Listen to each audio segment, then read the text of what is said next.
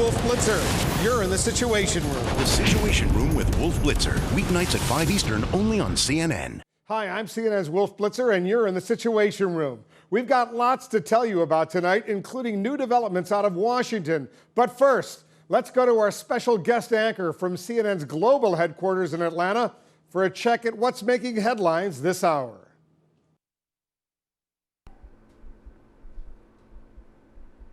Reporting from CNN World Headquarters in Atlanta, I'm Shi Kid with a CNN News update. In science news, last year's Aurora Borealis Northern Lights show wasn't bad, but the greatest natural light display in a decade is coming this December. Solar activity will hit the peak of an 11-year cycle at the end of the year, and the more intense of the solar flares, the more magnificent of the aurora display. The vast majority of auroras occur in a band known as the auroral zone. This band can expand when its solar activity is high. The best chance to see the northern lights will be somewhere between 66 to 69 degrees north, a sliver of the world that includes northern Alaska and Canada and bits of Greenland, northern Scandinavia, and northern Russia. Before venturing to any of these freezing wilderness, it's worth checking out at the KP index, a measure of electromagnetic activity in the atmosphere. A reading of 2 or high is considered good for northern light spotting. You can also head south to the Aurora Australis, or Southern Lights. In entertainment news, in 1996, John Reed Adams received a phone call that changed his life. His oldest brother wanted him to record the movie that was airing on TV one Tuesday night. As the 8th grader surfed the internet, he continued to get distracted by the movie unfolding on TV. He saw a British police box from the 1950s, actually disguised as a spaceship, known as a TARDIS, on the TV screen. Soon, Adams was hooked on Doctor Who.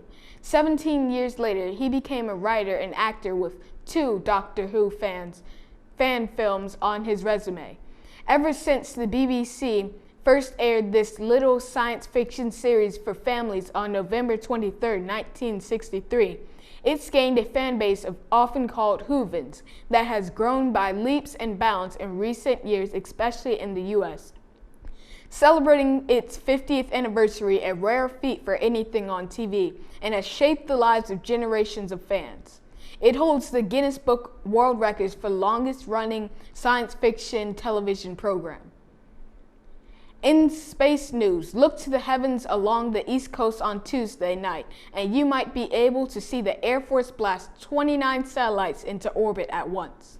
The satellites, the most ever launched at one time, will be aboard a single Minotaur rocket scheduled to lift off from NASA's Wallops Flight Facility in Virginia. They include the main payload, the Air Force Space Test Program satellite, 3 and 28 tiny satellites called CubeSats. Among the CubeSats is the TJ-3sat, built by the students of Thomas Jefferson High School for Science and Technology in Alexandria, Virginia. Once in orbit, the TJ-3sat will allow students and amateur radio users the opportunity to send and receive data from the satellite. 29 satellites should achieve orbit in a little less than 12.5 minutes after the rocket ignites. NASA says the launch may be visible from northern Florida to southern Canada and as far west as Indiana. If you can't see the launch from where you are, it will be streamed by NASA Live. And finally, in travel news, the top ski destinations know that pleasing the downhill crowd is only part of the snow-filled picture. After all, in the United States, winter at ski resorts is a $6 billion a year industry, according to the National Ski Areas Association. Mountain biking, frisbee golf, and zip lining adventures are a few activities popular at ski resorts during the green season. But what's a non-skier to do when the landscape is white? Snow biking is Telluride. Mountain bikes flock to Telluride, Colorado, from spring to fall, but there's no reason to stop riding when the snow falls. Local outfitter Boot Doctors offers tours on fat bikes. mountain bikes with oversized wide tires that can be ridden on traditional bike trails, but excel in the snow. And that's our report for now. For a check on the news any time of the day, just log on to our website at CNN.com. Reporting from the CNN Center in Atlanta, I'm Shi Kid. Have a great day. Go where the news is. Tour inside CNN. Discover how the world stays connected. See the newsroom and studios of CNN's world headquarters in Atlanta. See what it takes to cover the world 24/7. Shop our latest merchandise at the CNN store. Check out your favorite anchors and become a star in your own newscast.